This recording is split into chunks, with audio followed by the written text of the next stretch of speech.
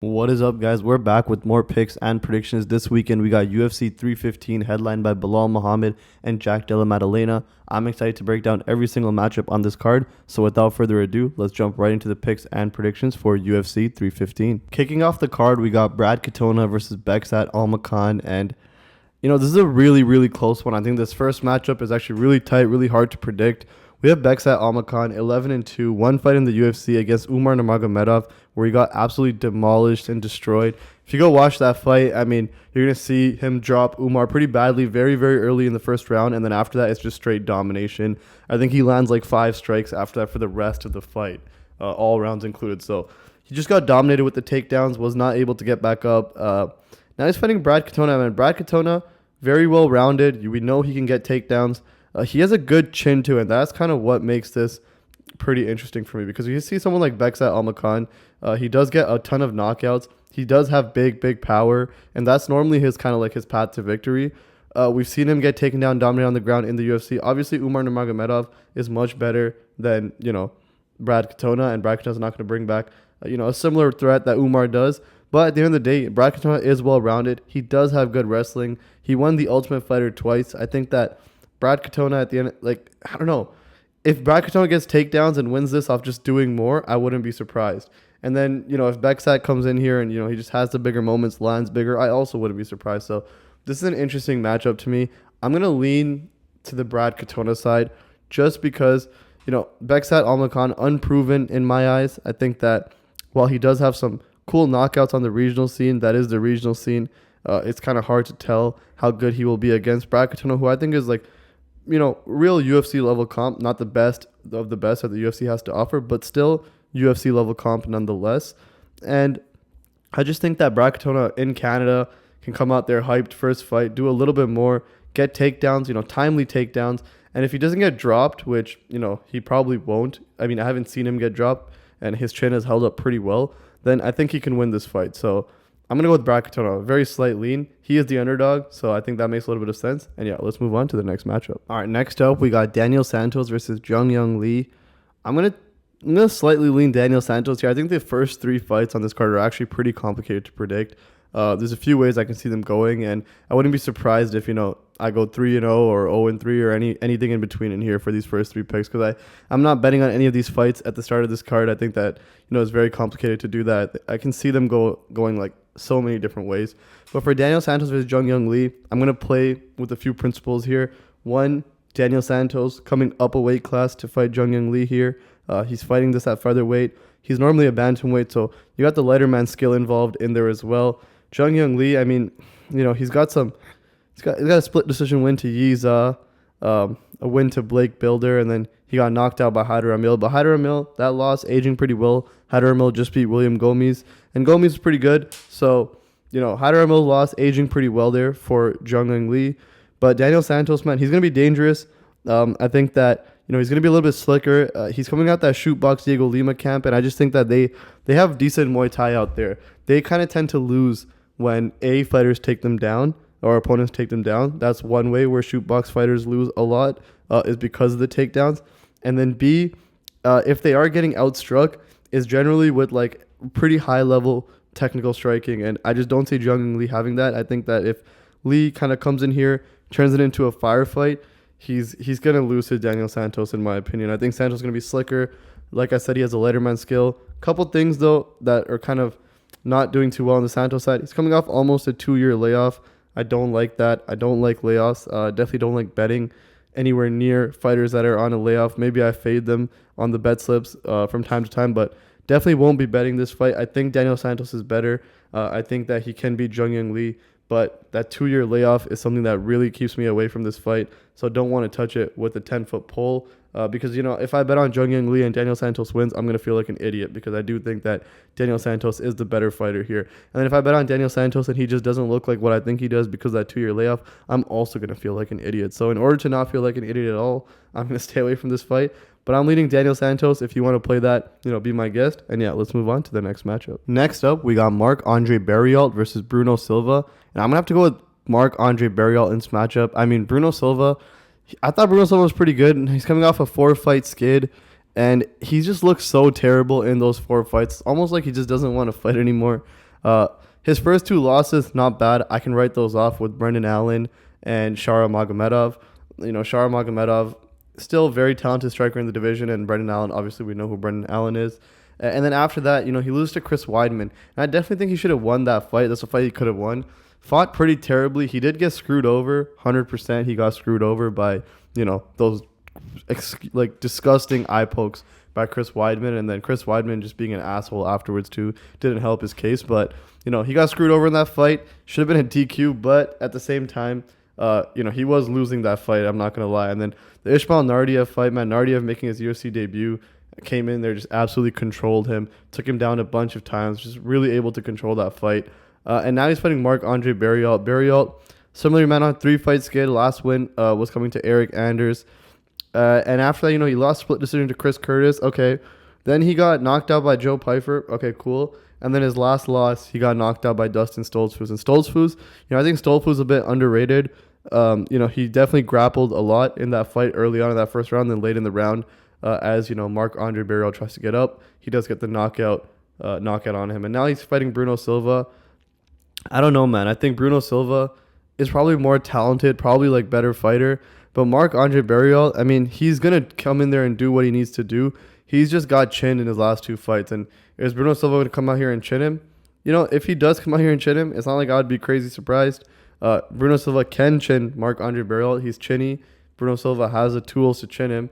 Just the way Bruno Silva's looked recently, it's really hard to pick him. So I'm going to go with Marc-Andre, hometown in Canada, to come out here and get this one done.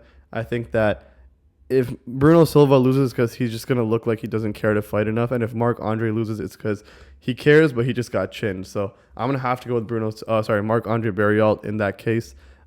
Once again, this is one of those picks that I'm not super confident in. Like I said, these first three fights, I can see them going either way. But I'm going to lean Marc-Andre Barriault here, and let's move on to the next matchup. Moving on to the next matchup on the card, we got Navajo Stirling versus Ivan Erslan, and I'm going to go with Navajo Stirling to win this one. I think that, there might be a few risks on the Stirling side here, mainly due to just his lack of experience in MMA. He's only 6-0, so very early in his MMA career. We saw how, that played out for a Bo Nickel last week, but I don't think this is a similar situation. Ivan Erslan is definitely not right near the Ritter. He is way less experienced, still looking for his first win in the promotion himself, coming off a split decision loss to Ion Cutelaba. Navajo Stirling coming off a decision win in his UFC debut, and to be honest, he didn't get Tuco Tokos out of there, which was a little bit disappointing, but if you watch that fight, Tokos was just trying to survive, not really bringing the fight to Navajo Stirling at all. So that is one thing to note of why that one went to decision. But I think that Ivan Erslan, he is dangerous. He's going to be up in Navajo Stirling's face. He's going to probably look to get some takedowns in this matchup as well. I think the takedown defense from Stirling will hold up. We just got to hope that, I think the cardio, if I remember correctly, he did slow down a little bit in that Tokos fight near the end. So I think the cardio needs to hold up. And I think that, someone like Ivan Erslan will always bring enough firepower to just have that puncher's chance. But outside of that, Navajo Stirling's going to be the better striker. He's going to keep this fight on the feet, and he's going to be able to, I think either get the knockout or the decision win over Ivan Erslan this weekend. The next matchup we have is Modestas Bukauskas versus Ion Cutelaba, and I'm going to have to go with Modestas Bukauskas to win this one. Fairly close line. I can kind of get it. Ion Cutelaba has looked pretty good in his last two fights, coming off that split decision win to Ivan Erslan, and then after that, beating Ibo Aslan by submission. And a lot of people had Ibo in that fight. I personally also had Ibo in that fight. I just think that, Ion Cutelaba, he has looked decent. And Modestas Bukauskas, same thing. Coming off a really easy knockout for Rafael Cerqueira, but that guy is trash, not UFC level comp at all. And then prior to that, coming off a win against Marcin Prachnio.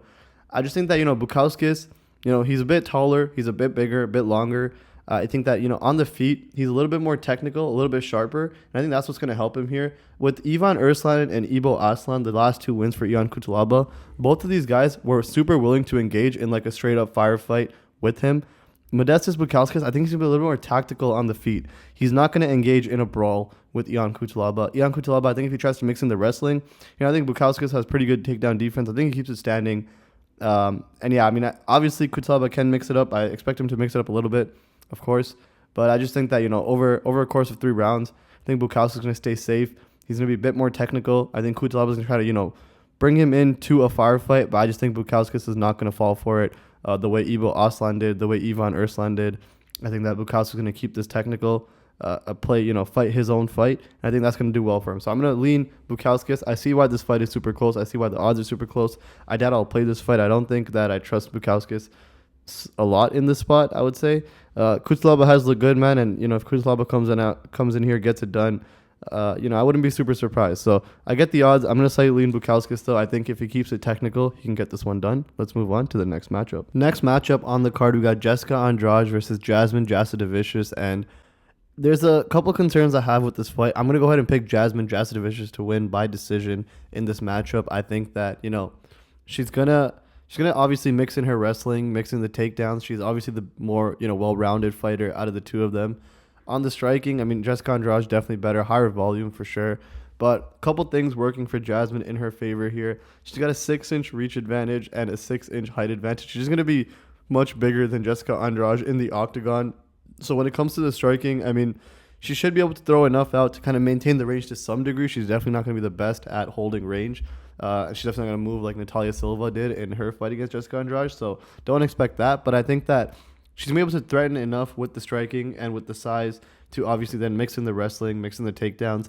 And, I mean, she's gritty. She's going to come forward. She has pressure, and she just does a lot of work, which is good in the octagon. We like fighters that work a lot, that, try to win minutes in the octagon as well. I think she's just going to have good cardio across all 3 rounds. So I see her definitely picking up the third.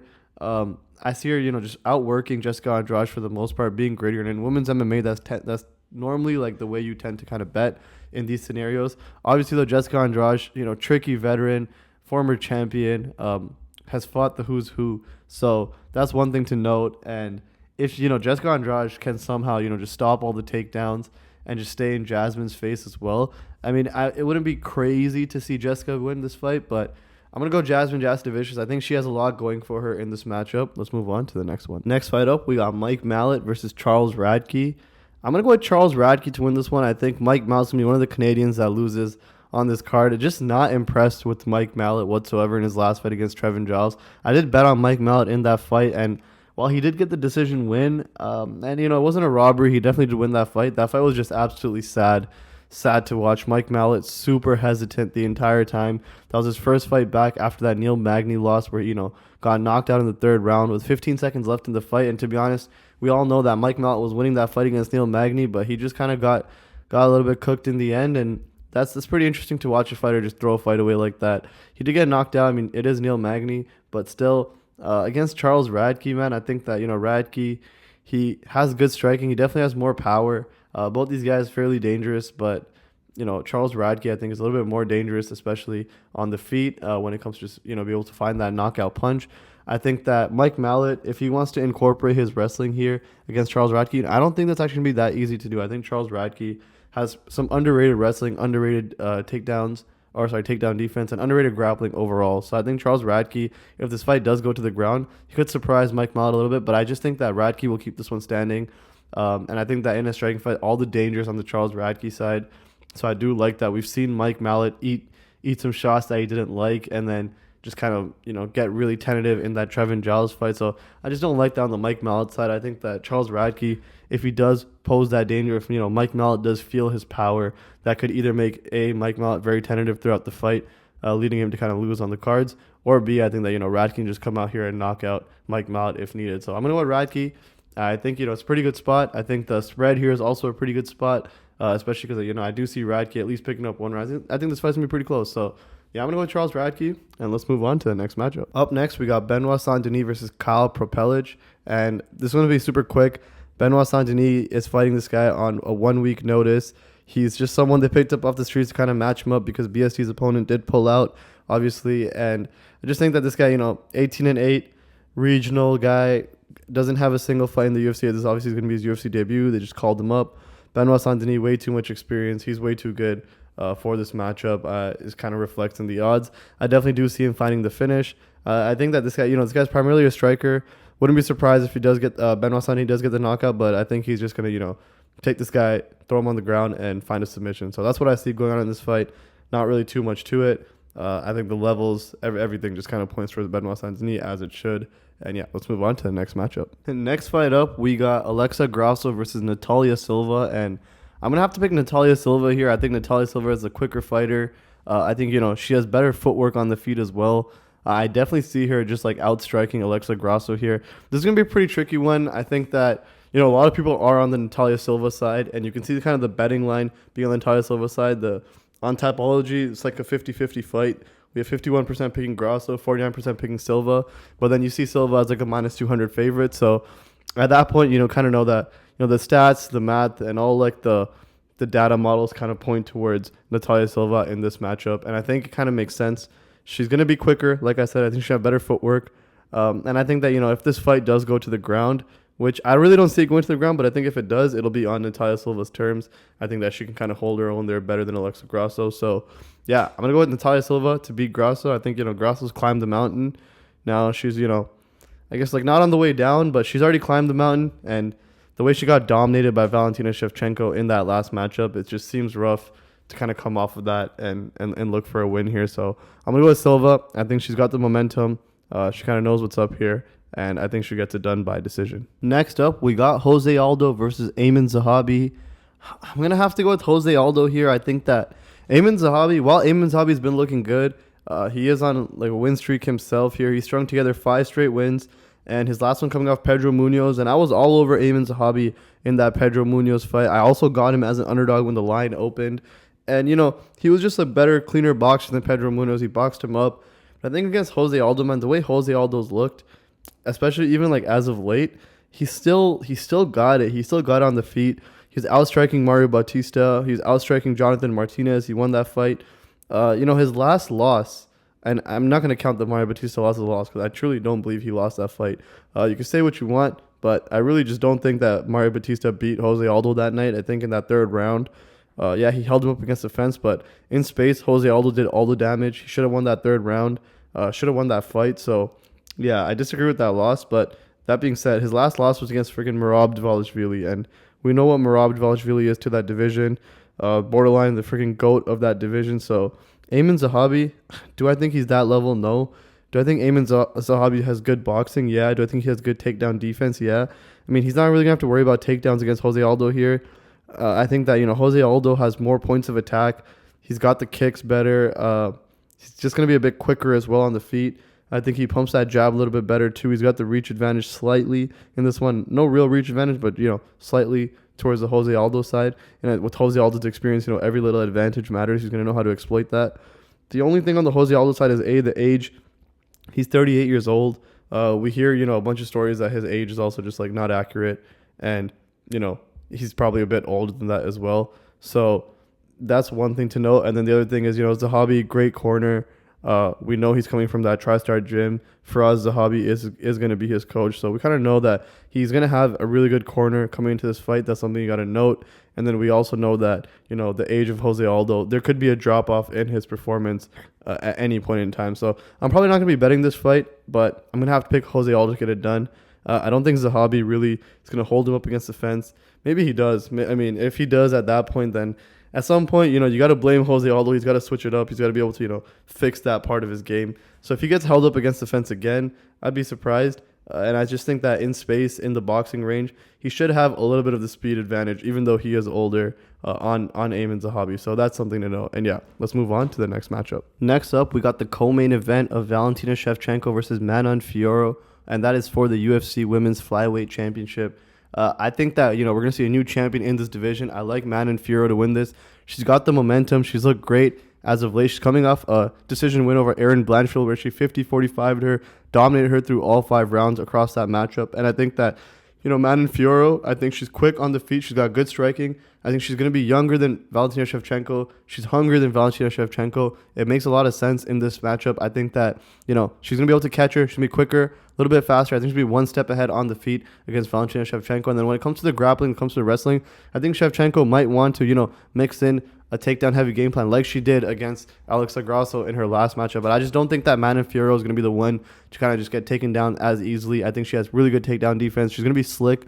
I think she's just going to be able to, keep this fight standing, come forward, and I think she's just going to outpoint Valentina Shevchenko to a 5-round decision here. So, I think she gets the belt. I think this is a new champion here. I'm fairly confident in Manon Fiorot this weekend. Let's move on to the main event. And in the main event, we got Belal Muhammad versus Della Maddalena, and I gotta go with Belal Muhammad here. I mean, like, I don't really understand how people are picking Jack Della. It makes sense that, Jack Della, he's a good, really accurate puncher. He does know how to find that shot, find that knockout punch, and he has the power to put people away. But against Belal Muhammad, and Belal Muhammad's chin has looked solid. And outside of that, like, what makes you think Jack Della Maddalena has what it takes to beat Belal here? I'll put something into perspective for you for this matchup. I mean, Belal Muhammad is beating people like Sean Brady, Vicente Luque, and we know what Sean Brady is today. Vicente Luque, Sean Brady, Gilbert Burns, Leon Edwards. Prior to that, Stephen Thompson. And Jack Della Maddalena is going to split decisions with Basil Hafez in 2023. Split decision with Kevin Holland in 2023. One fight in 2024, and it was at Gilbert Burns' knockout where, let's be real, if he didn't find that, he was 2 minutes away from losing that fight. Maybe 30-27. I forget how that third round kind of played out, but maybe 30-27, 29-28 for sure, though. Losing that fight to Gilbert Burns, then old Gilbert Burns in 2024. That's Jack Della Maddalena, man. He's not going to be able to stop the takedowns from Belal Muhammad. He just won't. He's going to get taken down in this fight. He's going to get, controlled to some degree in this fight, and I just think that Belal Muhammad's going to be on his ass. Belal Muhammad has the 5-round experience. We know he has the cardio to do this for 5. We know what he's made of. It just doesn't make any sense to think that Jack Della Maddalena beats him here. That's at least my approach to it. I get it. He's going to have that, he has a chance to knock him out. Sure, there's always going to be a chance. And with someone like Jack Della Maddalena, that chance is real. He's really accurate. Like I said, he has power, and he can find that. But how can you pick? I can't really make a pick based off, hoping that happens throughout a fight. So I'm going to pick Belal. He's going to be my pick. I'm fairly confident in it. It's really hard for me to see it a different way. And yeah, that does it for the picks and predictions for UFC 315. All right, guys, that does it for the picks and predictions for UFC 315 this weekend. If you guys like what you hear, definitely leave a like on the video. Share the video with your friends. That would be greatly appreciated. It helps a lot with the algorithm.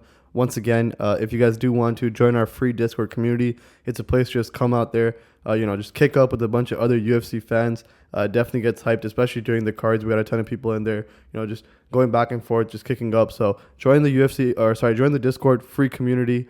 Just come and kick up in there at all times. We love to have that. And if you do really like what you hear and want to sign up for our premium bets, access, the spots that I'm actually putting money down on, where I think, the biggest market inefficiencies are for the week, check us out on kopicks.win. For $20 a month, you get access to all our bets and our unit sizing and the sportsbooks we're laying them down on. So definitely check that out. We do catch crazy positive EV on a ton of our bets quite often. And outside of that, we've been doing pretty well on the premium side as well. So check that out if you guys do get a chance. And good luck to everyone for this weekend's bets.